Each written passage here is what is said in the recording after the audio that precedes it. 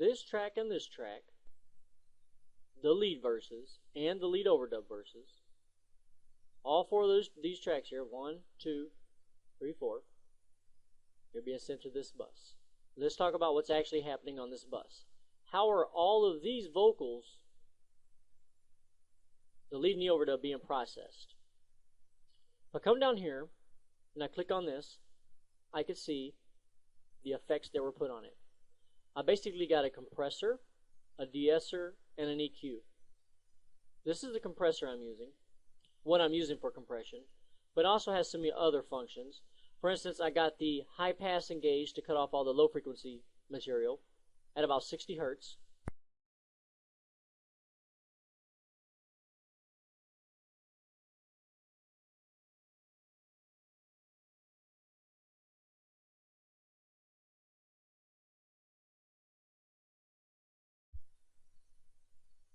This here is the compressor section. This whole section here that you see above this line is the compressor. You can see my attack was 4.47 milliseconds and my release was 91.3. I was getting about 7 or 8 decibels of gain reduction. I'll show you that shortly. And that's how you turn on the compressor, and it's in peak mode as opposed to RMS mode. I will enable that and show you what was happening. Sitting at home with nothing to do, could have spent time with your family, but you chose not to. Your daughter wants to play, you tell her another day. It's basically how much gain reduction I'm getting. Alright, and then below here is the EQ section. None of it is engaged, because that's how I would engage the different EQ parts. This is the bypass button, by the way. It's bypassed. What I am using is the warmth slider here. It's a 12AX7 emulation. Basically emulates a tube, like a tube microphone or tube gear. And it sounds real good, okay? Because I have a tube mic.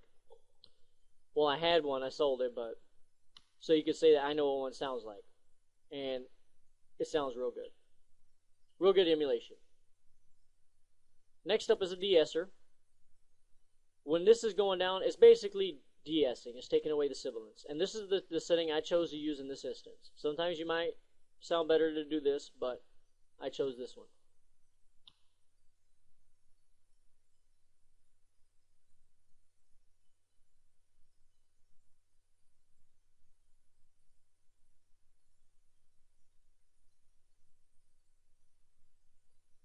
This is the EQ I'm using.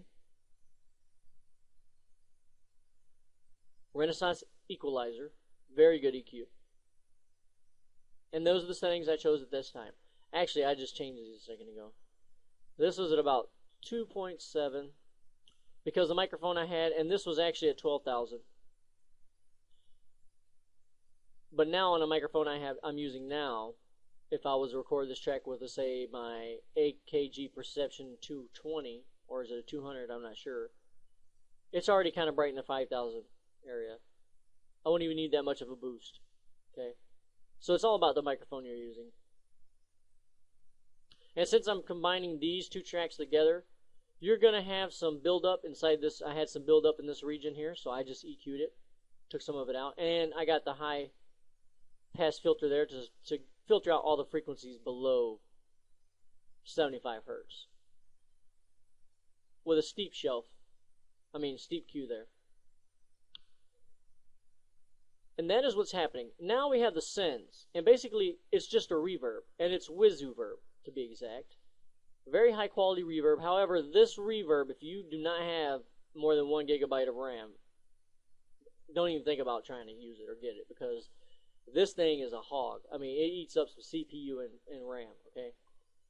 I can only use one instance of it on this computer. So as you can see, it limited my creativity as far as I can use one reverb on vocal elements I want to be more to the front of the mix, and then for the ones I want to push to the back of the mix, I can use a different type of reverb. You know what I'm saying? But I can only use one. So the only way I had to use a reverb sound that would allow me to do that. But really, there's nothing I'm trying to push back to the back. All that's controlled with my compression as far as my attack time. If I wanted to push it further back, I could use a faster attack. And, adjust the release to my liking. But everything sounded good the way I had it. So all I have, now you probably might be asking also, why are there two? And I'll show you right now why there's two, but I'll take you down to the reverb. Here's the reverb bus, or FX channel, auxiliary channel, whatever you want to call it. And that's where I'm getting my reverb from. And basically I just inserted the effect right here on it, into the insert section. That's where you put your effect at that you're going to be using to send. And the EQ, I know, is supposed to be like this because I remember. With a little bit of top end, and then you got to turn it on. But it's bypassed right now. And that's the EQ section.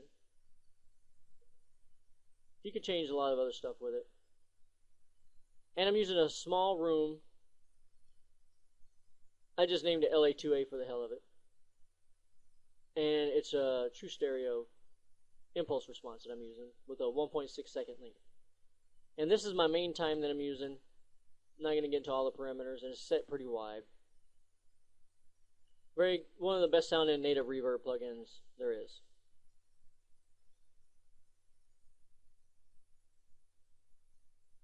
So I want to throw some reverb onto these vocals. All I do is I bring it in on the send, as you've seen inside my free tutorials. Just go here, go to my send section. For all the vocals that are being sent here, I'm going to throw some reverb on it. But why are there two? Normally you'd only see one here, but here's why. And some people can argue with this if you want.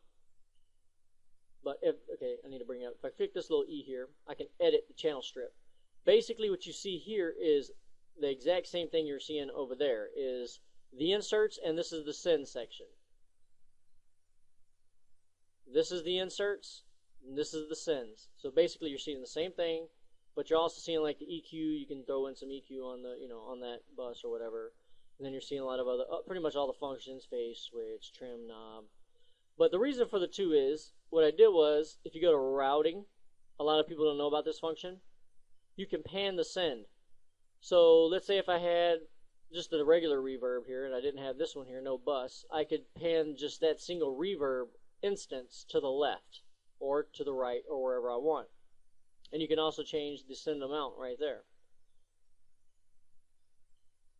But I chose two because I was going for a really spacious reverb type sound.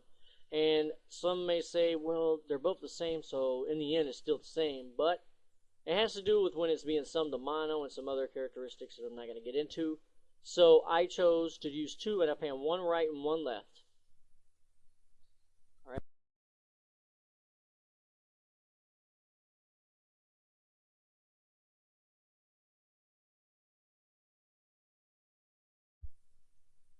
Give me the sound I was looking for. It's basically a mixing function. And you can see the same thing here. This is the lead and overdub bus that I'm on right now, the group track, the bus track, whatever. And that's the send I'm sending. I'm putting some reverb on all the vocals that are being sent here. And the vocals that are being sent here are... Sitting at home with nothing to do, could have spent time with your family, but you chose not to. The lead and the lead overdub. These four tracks are being sent there. Alright, so what about the stress vocals? What about how are we treating those? Let's see.